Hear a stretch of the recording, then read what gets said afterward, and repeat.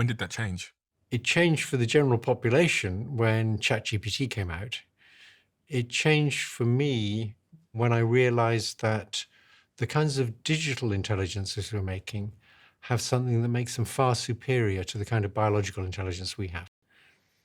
We're not used to thinking about things smarter than us.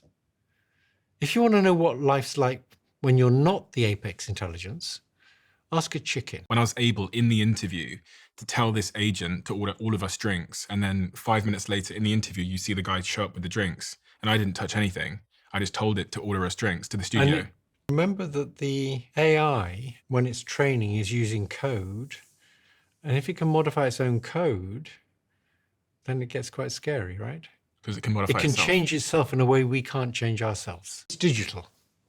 And because it's digital, you can simulate a neural network on one piece of hardware, Yeah. and you can simulate exactly the same neural network on a different piece of hardware.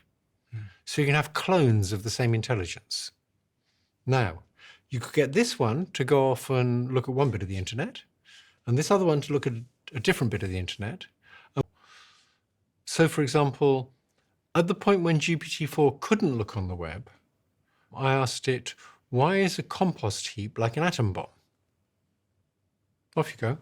I have no idea. Exactly. Excellent. That's exactly what most people would say. It said, well, the time scales are very different and the energy scales are very different. But then it went on to talk about how a compost heap, as it gets hotter, generates heat faster.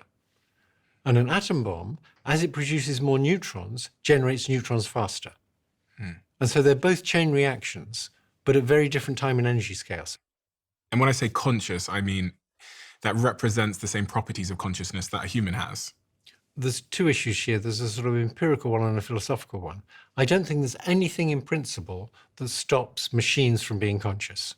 The closest I had to a eureka moment was when a Google system called Palm was able to say why a joke was funny.